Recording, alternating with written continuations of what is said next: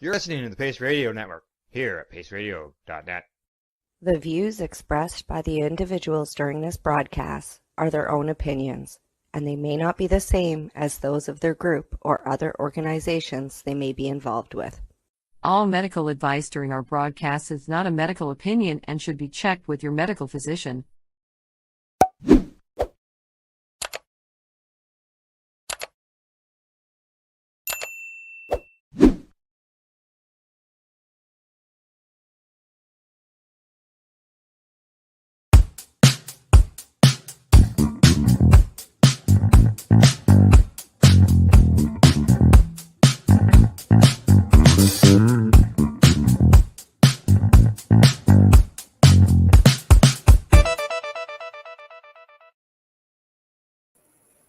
Good day and welcome to the Mushie Moment for July 9th, 2024, here on paceradio.net and streaming everywhere. Good day, Cindy. How are you doing? I'm doing pretty fantastic. How are you doing, Steve? I'm doing good. Yeah. It's been an awesome weekend. I went and had some friends that have come in from Mexico, some friends that came down from the Kootenays, and we went to visit Miriam and Anki, who are friends from Mexico, and we did a little cacao ceremony, and there was a nice mushroom ceremony, and I was able to observe and participate in a lot of healing, and it was an absolutely beautiful, beautiful experience. Well, that sounds amazing. That sounds amazing. I was involved in a ceremony over the weekend as well, a little bit different than a psychedelic ceremony. I put on my JP hat, my Justice of the Peace hat, and I married a friend to his love. So I got to perform a wedding, and it was pretty amazing. That's awesome. That's number 2 now. Or is that number 3 or number 2? The second one. Yeah. Wow. That's pretty awesome. Did you ever think you'd be doing that? No, but it was a dream from the time I was 7. My grandparents were ministers, and my grandmother, I remember her talking about how her favorite thing about being a minister was performing a wedding, because she got to help 2 people realize their dreams of being married and being involved in all that love and joy and happiness. And she just absolutely loved doing weddings. So ever since I heard her speak of that and felt her love for it, it was definitely a dream. So I got to do it for the first time last October, actually. And that was pretty spectacular and pretty special. Look at you making your dreams come true. How about that one? That's pretty awesome.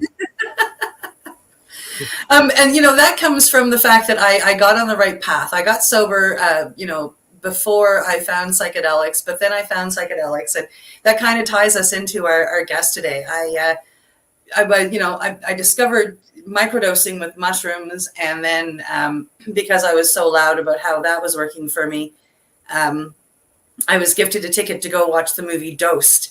We all assumed it was about, microdosing mushrooms and how this helped this woman. That was the feature of the movie. Pardon me. And it turned out to be about way more than just mushrooms. We learned about iboga and other psychedelics, and it definitely called to me. And then the gentleman that made Dosed, they decided to move on to make a second documentary, Dosed 2. The first one was following a lady who was battling addiction, and she used iboga to help her get clean and heal the reason why she was addicted.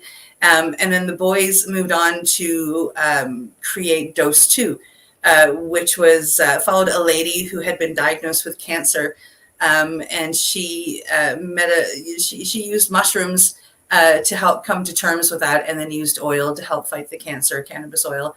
And if you haven't seen either Dose 1 or Dose 2, I highly suggest watching both of them. They are very amazing movies.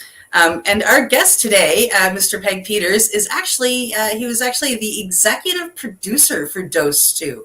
So ever since I started healing and I found all of these medications, one of my little side dreams has been actually to meet everybody that that I can that was involved. So you finding Peg kind of is another one of those milestones for I me. didn't find Peg. Peg found us. The universe said, "Hey, this is the right person you need at this time." Yeah. And he, gratefully reached out. I just said to the universe, I put out a, "Hey, we're looking to help. We're looking, to help people heal. We're looking for people that want to tell their stories and help people heal." And this gentleman reached out, and all I've had since I've looked up what he's done and who he is I just keep going, wow, thank you. Your plan is so far ahead of mine. One day I hope to catch up. Someday, if we're lucky. So without further ado, let's bring Peg on. I think that would be awesome. I think that's a great idea. Welcome to the show, my friends. Good to see you guys. Hi, Cindy and Steve. It's really wonderful to be here with both of you. Oh, it's so nice to meet you. So you have quite an interesting story. Yeah. And already from doing some research on you and whatnot, I already know we have to have you back on the show. We don't have enough time to fit stuff in. But we generally start with a specific question. Okay. And I'm going to let Cindy rip it at you. I thought you were actually going to take the opportunity, Steve. Peg, we like to ask everybody what brought you to psychedelics, because we did learn that you in a previous life were an ordained minister, a Christian minister, Catholic minister. Not Protestant, but I was an ordained minister. So what a great question. So thanks a lot for having me. And so my story about kind of what brought me to psychedelics, I'm going to actually go way back. So my wife and I, she's a marriage and family therapist and an elementary school teacher. We've been together 34 years and we've raised 4 daughters, and they're all in their 20s now. And it was really my daughter at 16. She was diagnosed with Crohn's disease in her teenage years. And Crohn's is a very debilitating autoimmune disease where your body is attacking itself.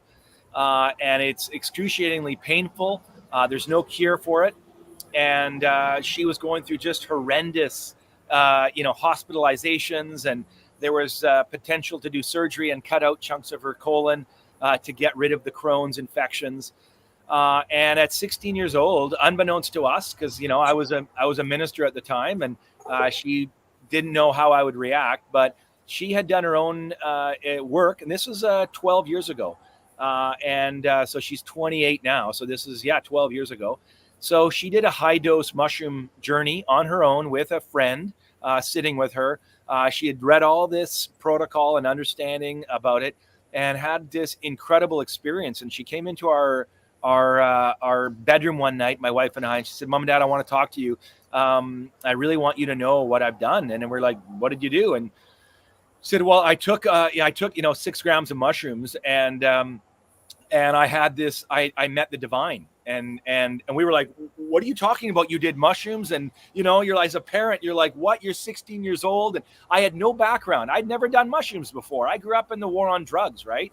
And so I had avoided that stuff. And here we listened to her talk about how she had this completely new relationship with her body. She said, "I imagine my Crohn's disease as a kind of a friend that I needed to welcome and work with, not fight against." And I said, and she said, "It visualized. I connected with the divine feminine. I felt empowered. I changed my relationship to this disease." And during this experience, and she said, it changed my life.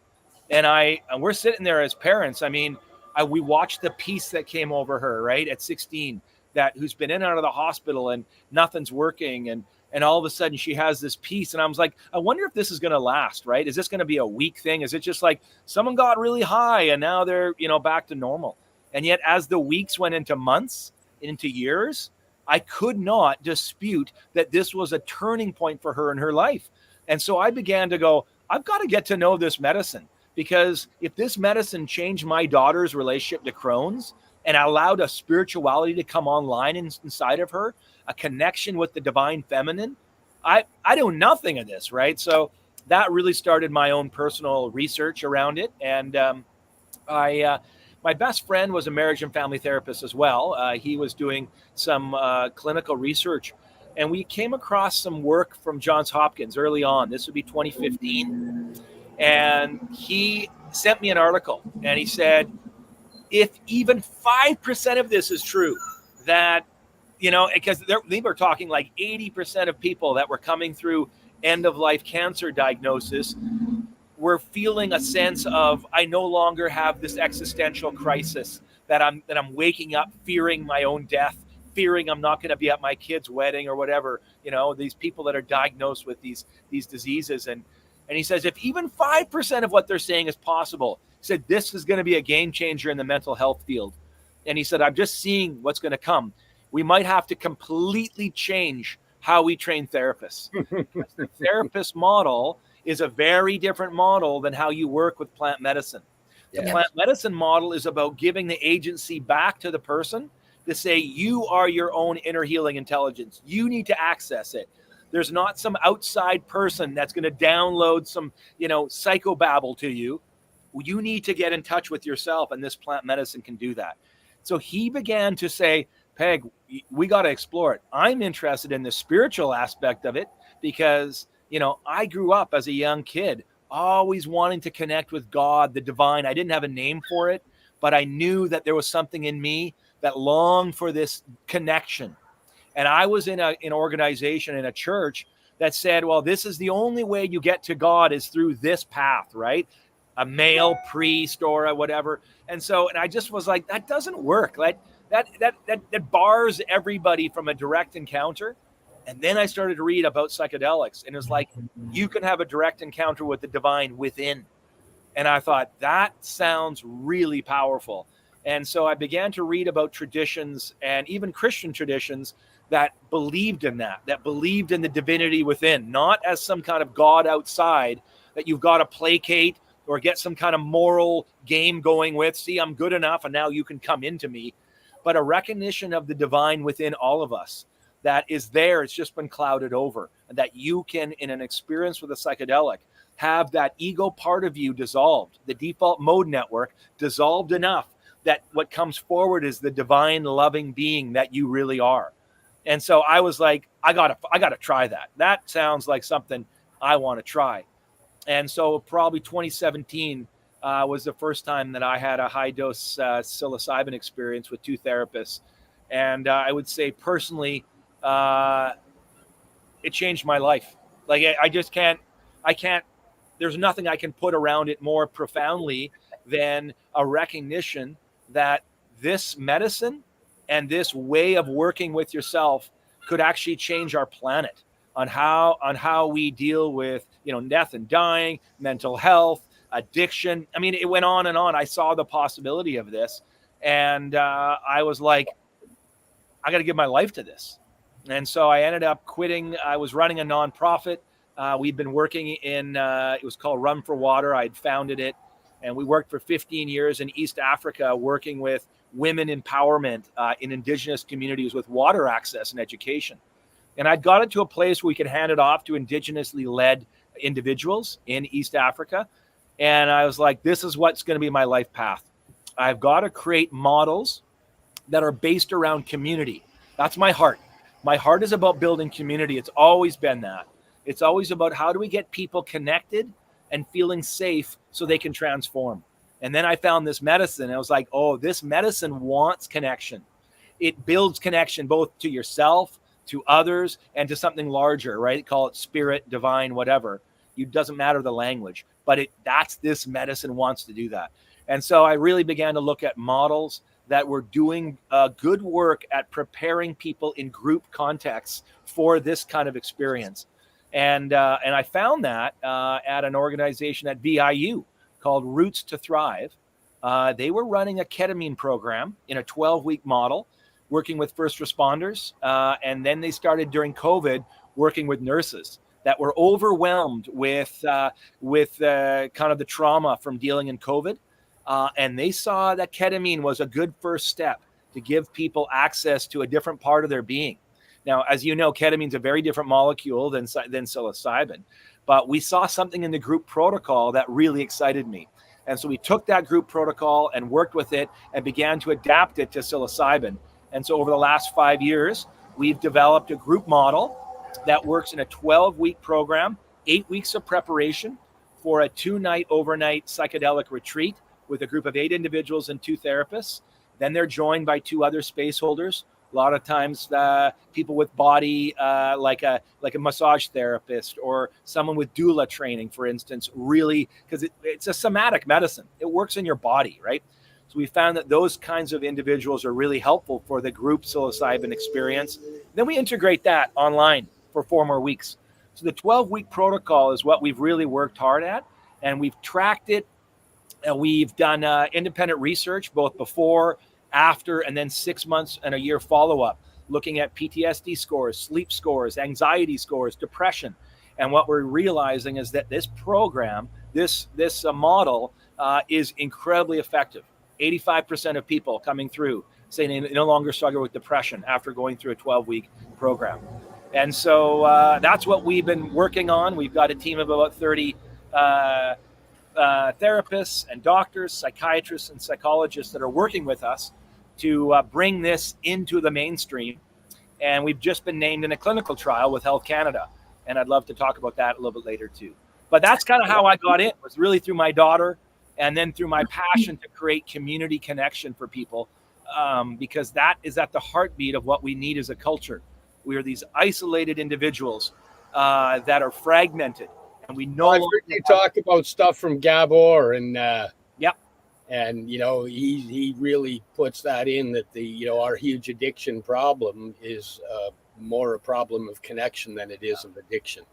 Beautiful. And I loved a lot of the stuff you grabbed. You grab a lot of stuff from a lot of the people that I listen to and really admire as well. And I like the way you've put it together and presented. It's really, really quite nice. What was the dose you did that was life-changing for you? Yeah, I did 6 grams of Golden Teacher, and that was a very high dose. And we don't use that dosage in our program. We bring it down a bit because we're working in a group context, which means there's going to be lots of activation in a group, and we don't want someone completely gone.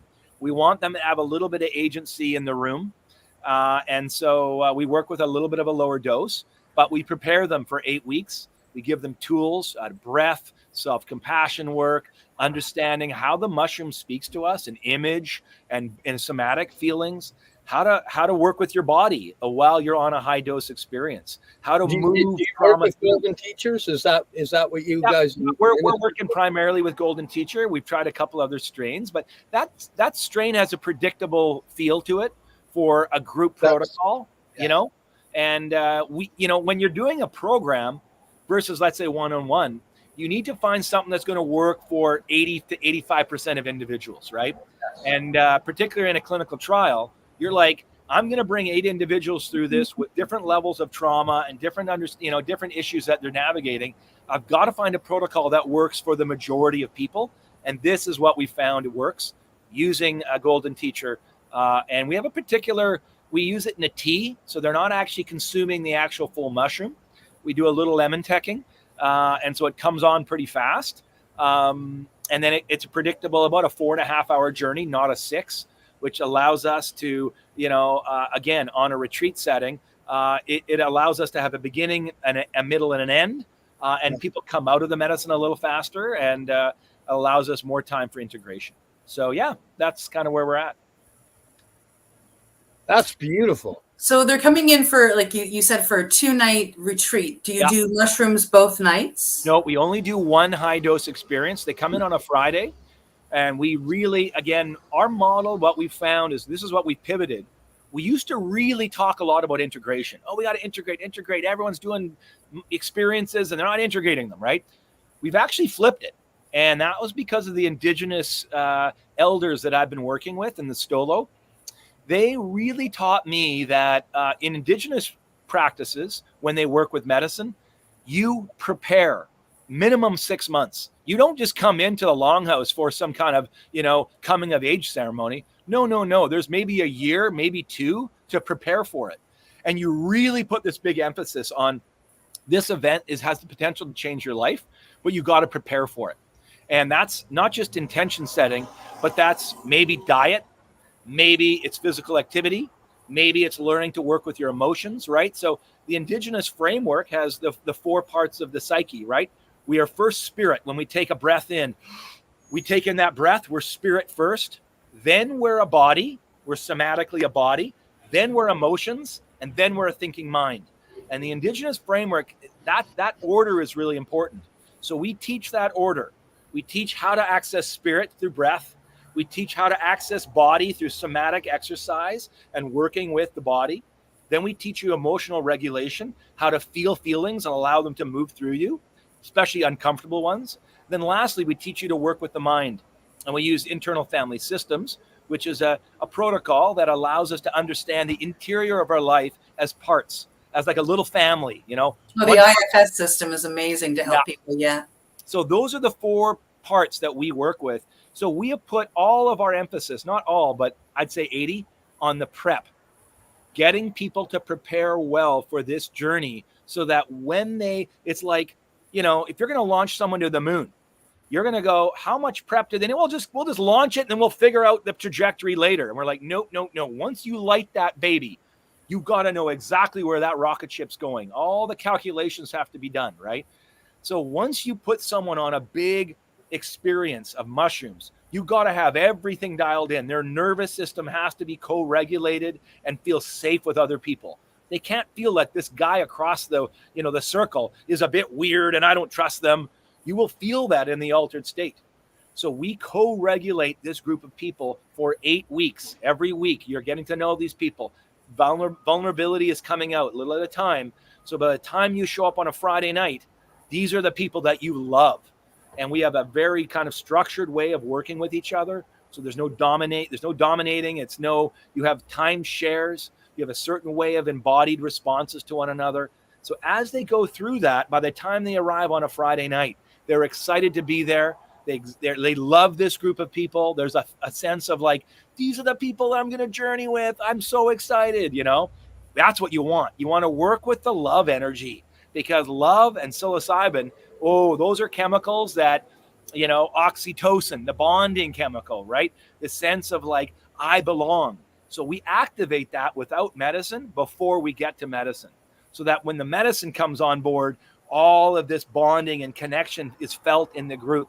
So then and after, they can integrate really well in that group. And now they have a safe cohort of friends that no matter where they live, because it's all online, the prep and integration, they stay together, not just for 4 weeks. We actually give them tools to stay together for a year.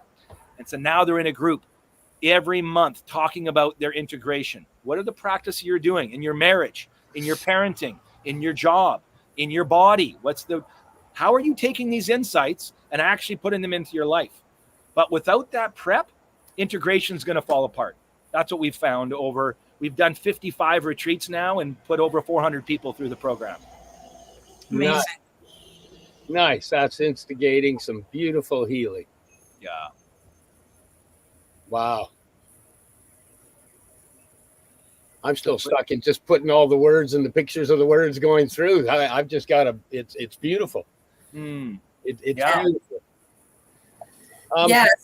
So you do an 8 week of preparation, and you say you meet once a week. Yeah.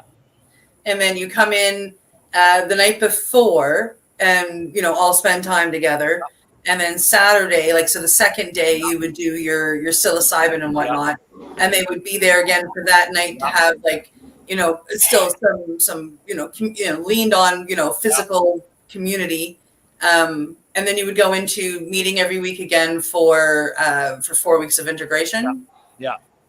Yeah. But then really, from what you've said, you've got them set up to do more integration every month with each other for a while. But they don't need facilitators now. Now they don't need to pay facilitators to help them integrate. We've given them all the tools, hand it over to them and say, you do this work now. You know how to do a container. You know how to do the rituals, because it's a very ritualized container, right? So that's very important. This isn't like a dialogue. This isn't a sharing time. It is not that. This is not just like, what do you think? It's not opinions. there's a very particular protocol of how you run a group ceremony and then how you run these groups when integration comes. There's a start, there's a check-in, there's a protocol about sharing and how you respond, and then there's a checkout. And that 90-minute thing is a very particular framework, and it allows people to keep all the chit-chat, all the stuff about how the Canucks are doing and how's my job, and that gets bracketed completely out. So by the time you drop in, it's only heart work. You're here to reveal your heart. What's coming up for you emotionally? How do you access that? How do you give voice to that? Then how do you get feedback from others that they can feel what you're feeling so that you feel seen, heard, and that you belong? Those are the key foundations to this group work. If you do not feel seen, heard, and that you belong, the psychedelic won't have the power to transform you. It will just dysregulate your nervous system and make you feel more scared. So this is why set and setting is so important. You can do that. You can do the same substance in a completely different environment and have a freaky experience. Or you could do it in a very safe, curated place with people that know you and love you. And you can have this transformative feeling of repatterning parenting issues, of reattaching yourself into a profound way, of connecting with your divine essence, of learning that your voice matters for the first time, that you belong, right? So many things can happen in this group process, but the magic is the community, not the mushroom. The magic is the community. Absolutely. It's just there to enhance it. Yeah. I agree with you for that. Like preparation, community, and integration are the three main parts of a psychedelic journey. Yes. And the psychedelics just help you with those things. Yeah. Give you some tools and some ways to deal. This brings us to a great time to go for a little break, Steve. Hey, we're going to take a break. Thanks for hanging with us for now. And hang with us to catch a little bit of our sponsors. We got to pay the bills somehow. And you're here on paceradio.net, streaming everywhere. You're listening to the Pace Radio Network here at paceradio.net. Campbellford Lifestyle Shop, open Monday to Friday from 10 till 7 p.m. or by chance. Check out our flags, our t-shirts, plus our hats, and look of that supply of rolling papers, plus much more. We've got bongs and your favorite herbal vaporizers. Look at all the incense we have, as well as for those who collect knives, check out these knives in our collection. And while you're here, stop in to see Shay at the piercing room, where you can get poked by Shay. Daily deals, check them out. Campbellford Lifestyle Shop, 17 Bridge Street West, Campbellford, Ontario. When you have a pain that's reached its peak, Legacy for 20, it's so unique. If organic cannabis is what you seek, here's your trusted partners 7 days a week. Suppository salves, vapes and drops, topicals, edibles, infused pop. Just when life seems like it ain't easy, at Legacy 420, enjoy a pop freezy. Lab tested products, make them the GOAT. Legacy 420 out on your road. Legacy 420 in Tyndonega Mohawk territory. Indigenous organic cannabis at its finest. What do you find at paceradio.net? People advocating cannabis education. Limestone City Hydroponics is Kingston, Ontario's hydroponics shop. Take your growing to the next level and create the optimal environment with a tent kit, or maximize your yield with an ebb and flow flood table kit. Either way, Limestone City Hydroponics has more sizes and options to fit your needs. Are you looking for the power of the sun that adapts to your budget? Then look no further, as they have professional grow lighting. They have indoor grow systems that are easy and cost effective, with many options to fit your living space and lifestyle. Cultivate your growing potential. We have everything you need to succeed. And if you can't make it to the store, they offer local delivery to the greater Kingston area. Remember, when you're looking for experts to help you grow, then look no further than the locally owned Limestone City Hydroponics, 105 Sunderland Drive in Kingston, Ontario. Call them at 613-548-0420.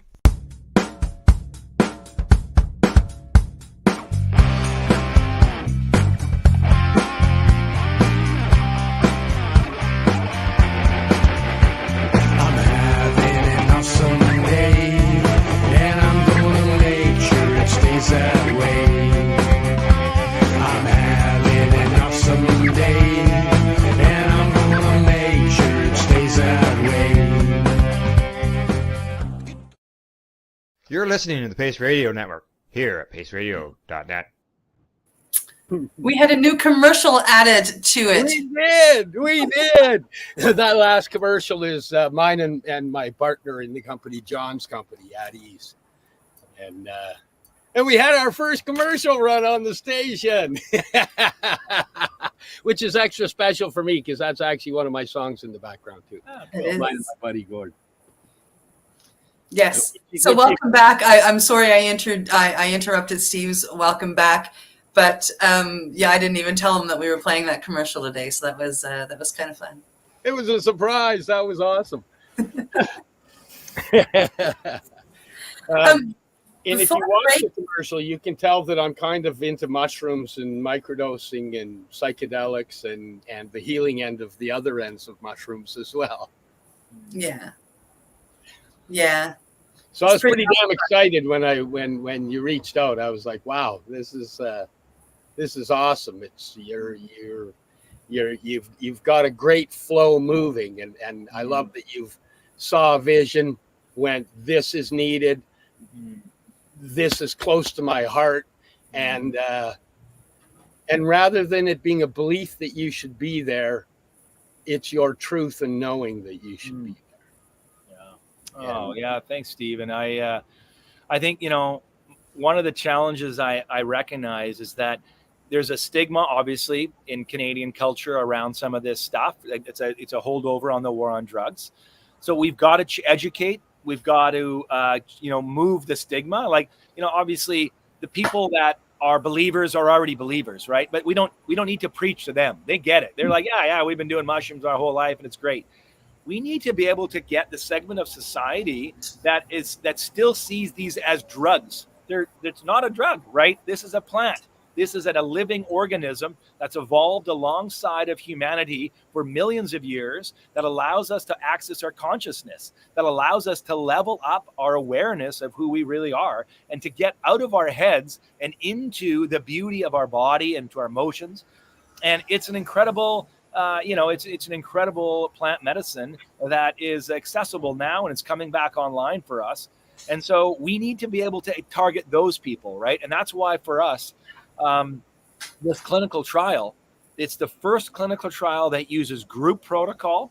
So this is the first time we are looking at people doing psilocybin or psychedelics in a group under a legal Health Canada framework.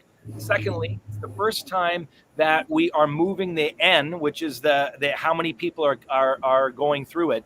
The biggest N that we've had from trials is about 30.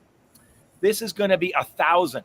1,000 Canadians will have access to this clinical trial, and there'll be 4 sites across the country, and we're one of them. And people will be able to access this clinical trial to be able to show, do psilocybin mushrooms help people have more wellness in their life, right? Does it increase sleep? Does it help you feel better? Does it increase your connection with yourself, with others, with nature? And Health Canada is like, we want to know that data. And I'm like, we know the data. We know this works. We've got to prove it now. So we are really excited that we were named as one of the sites. So we are going to be taking 250 people through this program in groups of 8 over the next 2 years. And there's a lot of testing. They do all sorts of tests before they come in, and then they do some tests after, and Health Canada will take that data and then make their decision in the next 3 years about where they're going to, in essence, give access to this to physicians, therapists, spiritual advisors. And that's what we're really pushing, is that this cannot be medicalized. This cannot just be in the hands of a doctor, right? This needs to be in the hands of communities. This needs to be in the hands of people that work in death and dying and hospice care. And this, that's what dose 2 was for me, was, my friend was dying of cancer and there was nothing that could help her. No amount of therapy was helping her deal with the end-of-life anxiety she felt. And so when I approached Lori and I said, Lori, would you be open to me filming you on an interview before you do a psychedelic experience? She'd never done psychedelics before. And I said, let's see what change it does. She was waking up in a sweat, thinking about that she's about to die, 6 months left. And she has 4 kids and all of that fear. And so she said, yeah, maybe if my story could help others, then let's do it.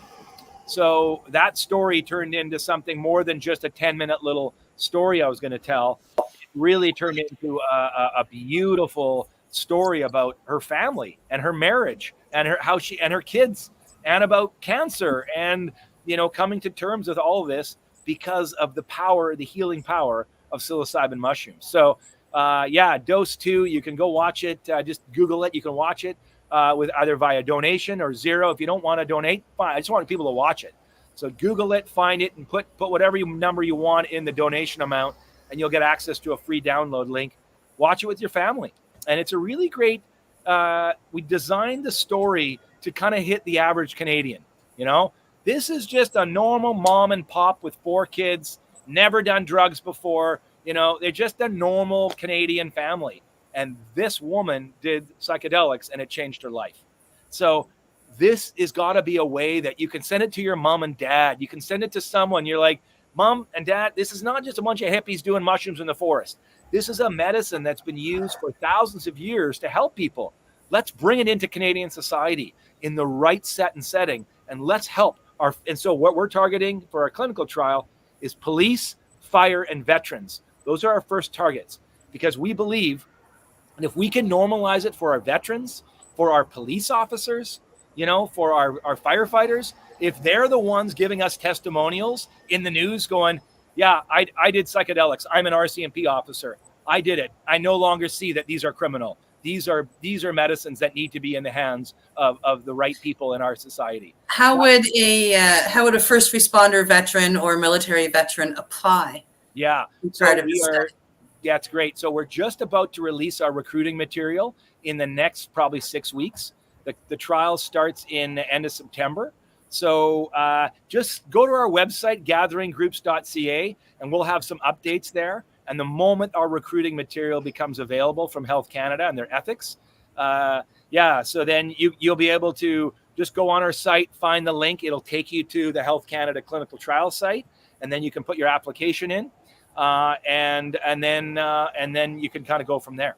So I'm a veteran, so I'm going to apply. Oh, that's awesome! That's great. Yeah. We'd love to have you, Cindy. That'd be a beautiful experience because you love this work anyways. So I think you'd love the process.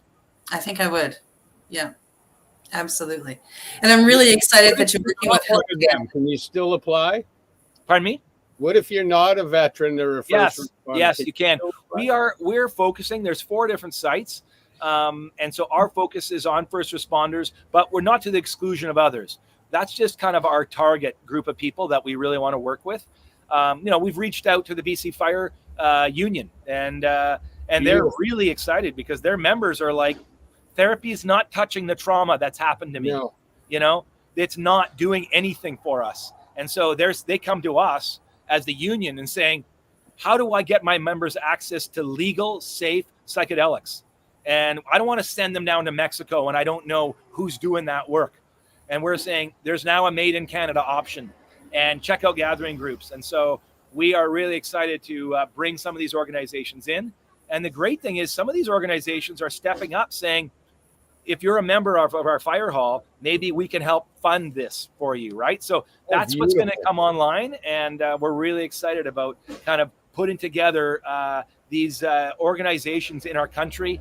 This should be funded. First of all, it should be funded by Health Canada, but they're not. Health Canada is saying we're not funding anything, right? Well, it's technically not legal right now, so they're refusing. They can't fund anything, right? Even though it's going to be $8 billion in the next 5 years, it's not legal now.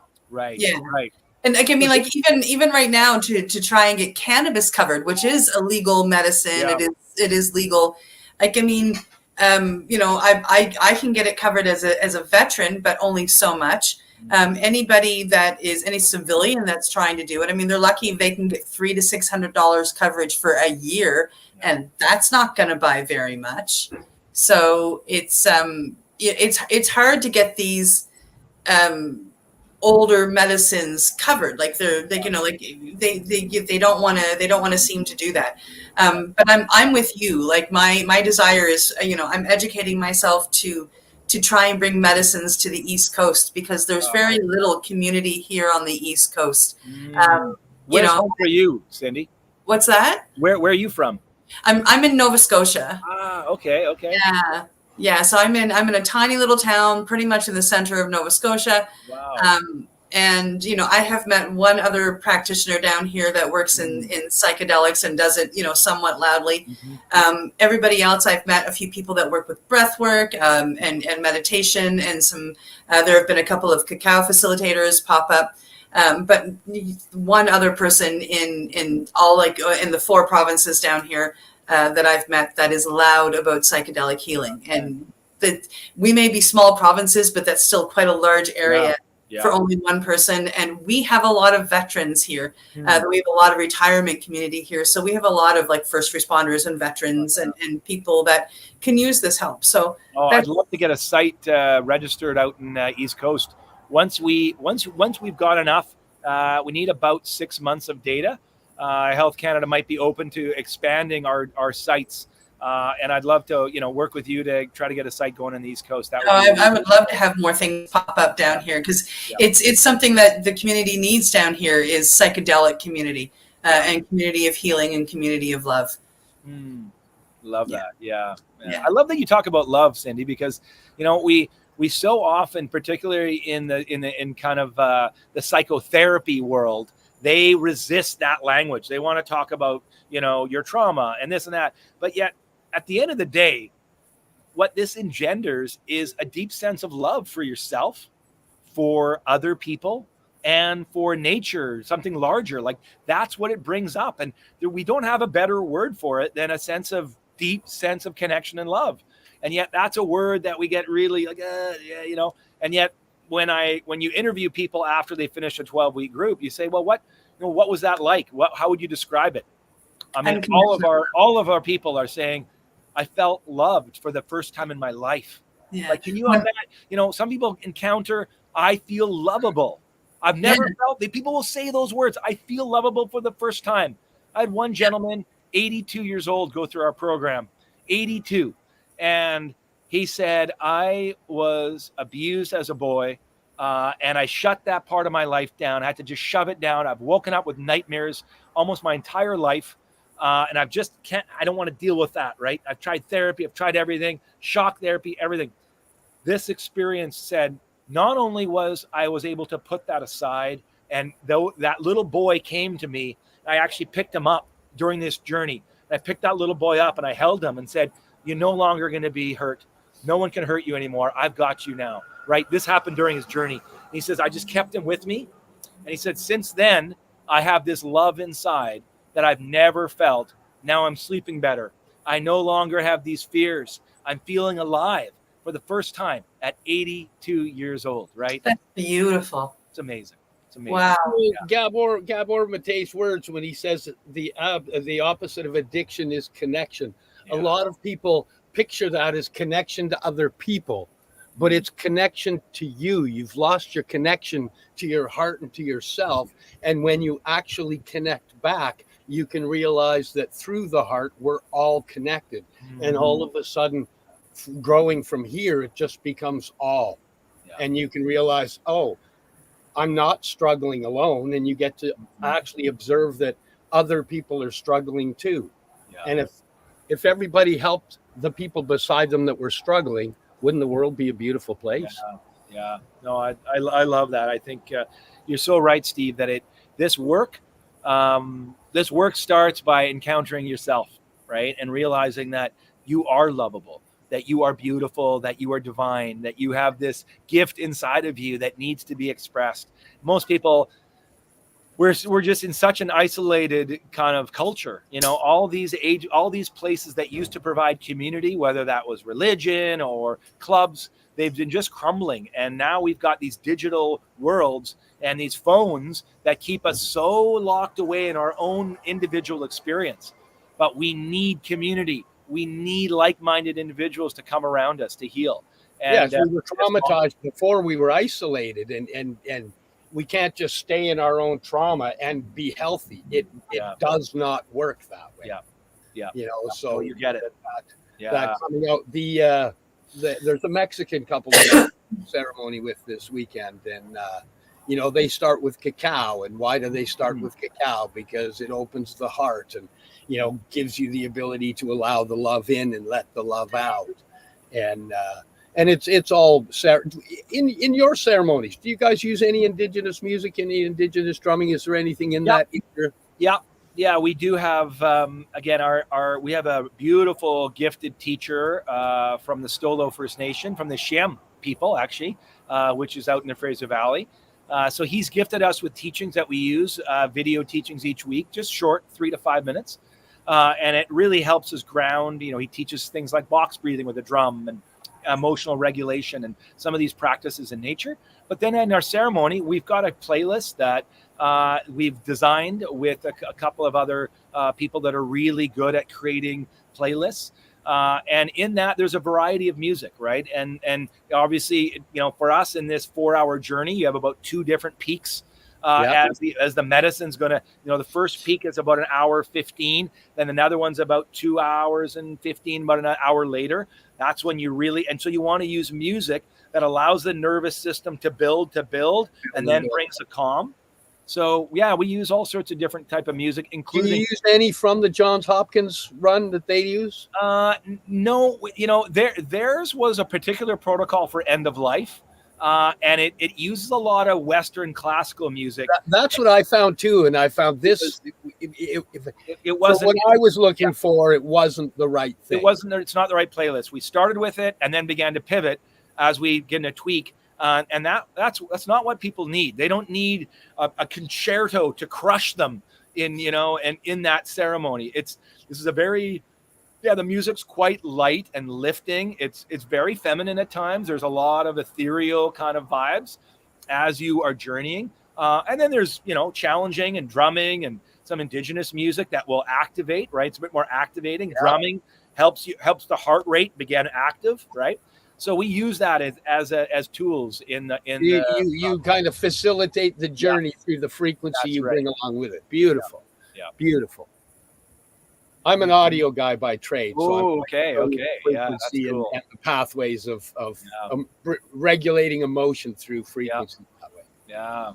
That's beautiful. You guys have thought it out. Dana, one of your facilitators, I went to Toad School with her. Perfect. Yeah. That's great. Get her on the show, but she was taking off, you know, tripping around Asia there at the time. No, Dana's a really skilled, you know, she started lots of organizations in Vancouver, reaching out particularly for women in psychedelics, and really getting women elevated in this field. You know, she tells a story of looking at the conferences about 3 years ago all around the world, and it was like 90% were men presenting on this. And she's like, there's a complete imbalance. There's a patriarchy going on inside of the psychedelic movement. It's still men driving this. And this model of gathering groups really appealed to her because it's very open, because it's a very feminine approach, actually, you know, and for men, we need to balance our masculine energies with this access to the divine feminine. And so I completely agree. This is about getting access to the emotions, the feminine part of you, and working with that as a man. And so when I work in men's groups, I invite men into a cohort, and say, my goal is that you learn to widen your window of tolerance for difficult emotions to sit with. Most men are just like, I don't like that, and they push it away, right? We don't have the language. We weren't taught as young boys to learn to feel our feelings, you know? And so this process is about learning to work with and sit with uncomfortable emotions, because the psychedelic is going to bring that up. You cannot run from that. So it's going to come up. And do you have the tools to sit with it? Or are you going to resist and use the power of your ego to try to get out of the trip, right? Or are you going to go like, no, I'm going to welcome this. I'm turning toward the dragon. I'm turning toward the monster that's coming up, because the monster is just me. It's just this little boy that's crying out for attention, right? Yeah. So you learn, and it begins to melt in their trip as they turn toward it with love and presence. And then they begin to go, oh, that's what I need. I needed to learn to love that little 5-year-old that was really left out and never really got the love that he needed. So, yeah, so we work with men in these deep kind of ways. It's important. Yeah. Well, yeah, I through the company, I've it wasn't started to be a company. It was me making products for myself to heal, and my partner in the company, he was already making chocolate mushrooms, and he's PTSD as well, and was doing his thing. And as my knowledge and desire to heal grew, the more products grew, and as we shared them, I've been privy to having to be okay with people thanking me, because it wasn't something my PTSD allowed. But I have so many people that thank me for the changes. And sometimes part of the embarrassment would be people come up and say, thank you for saving my life. And the one thing I do have to point out on any of it, and any of us that are helping people, we are not saving your life. Good we for are you, Steve. Yes. Yeah, we're helping you find your own bridge. Person that saves your own life. Oh, take the tools thank you. And use the tools. You know, Steve, that's such a great point, because particularly in this field, there's such a sense of like I'm this guru, or I'm the new shaman that's going to help you heal. And I'm like, no, that is not what the mushroom's calling us to do. This is about dropping out of your, I'm that guru, I'm that shaman. It's about dropping down into humility. And it's saying, I'm just a facilitator joining you in this process. And the healing is going to come from within you, not from me. I'm just creating a safe container for you. You are going to do your work. And this medicine is going to help you do your work. But I'm not some expert. I'm not some shaman. I'm just a fellow traveler creating a safe container. And when we do that, then the work can kind of do itself. So I love that you point that out, Steve. That's really powerful.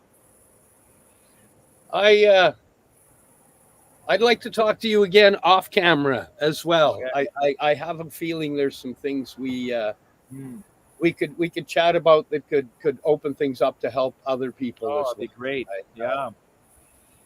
I don't know, when I went through your vids and I was looking, I was just, this is a man that I need to connect with. We think similar pathways for helping people. And I'm in where I am, I'm looking going, oh, look at you running ahead there. That's a beautiful thing. And if I can help in any way, or any of the knowledge I've gained, can help you in any way, I would really love to be a part of what you've got. Steve, thank you. And I take that because we cannot stay in silos. We do not have the luxury right now on our planet to let this go for another 20 years. We have a crisis on our hands, a mental health crisis, and a crisis of isolation and loneliness. And people may have friends they go to a game with, but we don't have these deep places where we can feel connected, seen, where we can share the deepest places of our life with. We don't have those places. And this medicine is coming into our time right now to say, what if there were communities where you could truly be seen? And you could do this kind of, rites of passage work. That's what men need. We've lost this indigenous rites of passage, this idea of moving from boyhood to manhood by going through a psychological challenge, right? We used to put, 16, 17-year-old boys and say, you're going to fast for 3 days, or you're going to sit in the woods by yourself, and you might cry yourself to sleep a couple nights, but you're going to come back with a vision, and you're going to bring it back to the culture, back to the tribe, and the elders are going to support you in how you were broken down and then how you became a new man, right? We don't have those rites of passage anymore. And so I think that this medicine is coming in and in essence creating new rites of passage for our young men. And we need older men to come alongside and mentor our young men as they go through these kind of journeys. So I see this kind of work as not just a clinical trial work, but as actually an opportunity to create a movement of men challenging toxic masculinity in our culture and becoming heart-forward men in their families. That's what this medicine needs to do. Now, as a person that's been mentoring people, how has it helped you in your healing? Because that's one thing I find. I'm not mentoring. I think I'm mentoring, and what's happening is I'm getting healing stuff. How has that been for you? Yeah, well, it's been really profound. There's been elements of my, I have ADHD. And it can be a gift and a curse. And you get to do lots of things at once, and a lot of things excite you. And But it also has come with a lot of train wreck in my past, right? Of things I've started and left undone, of unpaid taxes and debts and the chaos that comes from having ADHD and mistakes. And there's been a lot of shame around that for me personally, right? Of just dealing with some of that pain. And this kind of work is about letting that come forward and owning it and saying, you don't have to be ashamed. This is part of who you are. And you can begin to find love and self-acceptance and let go of some of that deep shame and guilt around things, and begin to love that part of you that is beautiful and it's exciting and has lots of passion, right? And so that's been one of the ways that it's connected. The other way is it's deepened my spiritual connection with nature. I have fallen in love with understanding the power of the 4 elements, right? So we just understand how powerful these elements are when they're worked with ritually as a way to connect us, right? So air, water, fire, and earth are beautiful tools that can really help you ground and find kind of joy again in your life. And so without psychedelics, I wouldn't have been turned on to these things, right? And so I would have stayed in my head my whole life. And this has got me into my body. And I found the truth here in my heart, not up here. This is where I live now. And so I now try to work with men and others, but I have a real heart for men, to teach fathers, to teach people how to show up for your partner, how to show up them with an emotional heart forward, to create space for that feminine to blossom. How to I like show when you said that, with a heart forward. Yeah. With a heart forward. Yes, because they're already scientifically proving the heart has neurons. It has its own brain pathway. And we need to, as the men the toxic masculinity men have been taught to turn that thinking off and think from here. Yeah. And not everything is logical. Trauma is an over emotional response with no logics to the happening. Yeah. So to reverse that, we've got to bring hemispheres into balance. And I like that. Forward with the heart. That's part of where, Sadly, I need to break in now as the person paying attention to the time. Yeah. Peg, if people want to get a hold of you, the best way to do it is through Gatheringgroups.ca. Yeah, go to Gathering Groups. We often offer free master classes to understand our process. We have, if you want, you can click on the site and you can get a personal phone call with me. Just sign up. I have a Calendly link there, and you can just say, I want to talk to Peg on the phone. Just book a 15-minute phone call with me. Or you can email me, peg@gatheringgroups.ca. And we'll respond within 24 hours. So that's probably the best way to get a hold of us. You can check out our Instagram as well. But we would love if you're listening to this and you're like, hey, there's something appeals to me here, I'd love to look at their process. Check us out, and we'd love to bring you in for an info call. Absolutely, that would be amazing. And just before we finish up here, I do want to remind everybody that Peg and his group, the Gathering Groups, will be working with Health Canada. So if you pay attention to the site, you can apply to be part of this study. I know I will be putting my application in. And especially if you are, as Peg said earlier, a veteran or a first responder veteran, that's who they're looking to work with for this particular study. So they would love to hear from you for that one as well. Are you going to be at Spirit Plant Medicine Conference this year? I will be, yeah. So I. We'll see you there. Awesome. See you then. I look forward to meeting you. That's awesome. I can't wait to chat again. Okay. Steve. Oh, hang on. I found my paper. Could you tell I didn't have it? He was sitting back watching the podcast. Instead of being a part of it. It's that time again. Thank you for joining us here on the Mushie Moment with my awesome co-host, Rev Cindy. Our more than awesome guest, Peg Peters. And sorry, you're stuck with me here on paceradio.net. And we stream everywhere. And I've even seen us on Spotify. Hate to say that because none of my buddies in the music industry get any money from Spotify. But Joe Rogan's there. Cool. Till next week, folks. Bye. Thank you, Peg. You're listening to the Pace Radio Network here at paceradio.net. The opinions of the individuals during this broadcast are their own, and may not be the opinions of their group or other organizations they may be involved with. All medical advice during our broadcast is not a medical opinion and should be checked with your medical physician. When you have a pain that's reached its peak, legacy for 20, it's so unique. If organic cannabis is what you seek, here's your trusted partner 7 days a week. Suppository salves, vapes and drops, topicals, edibles, infused pop. Just when life seems like it ain't easy, at Legacy 420 enjoy a pop freezy. Lab tested products make them the GOAT. Legacy 420 out on your road. Legacy 420 in Tyndonega Mohawk territory. Indigenous organic cannabis at its finest. Enjoy the buzz of legalization with Campbellford Lifestyle Shop. From lights to plant nutrients, books, consumption accessories, and more. We've got all your basics to grow or consume cannabis. Visit our info center or take a look at our piercing services and body jewelry, now available in-store through Campbellford Lifestyle Shop. 17 Bridge Street West, Campbellford. Limestone City Hydroponics is Kingston, Ontario's hydroponics shop. Take your growing to the next level and create the optimal environment with a tent kit, or maximize your yield with an ebb and flow flood table kit. Either way, Limestone City Hydroponics has more sizes and options to fit your needs. Are you looking for the power of the sun that adapts to your budget? Then look no further, as they have professional grow lighting. They have indoor grow systems that are easy and cost effective, with many options to fit your living space and lifestyle. Cultivate your growing potential. We have everything you need to succeed. And if you can't make it to the store, they offer local delivery to the greater Kingston area.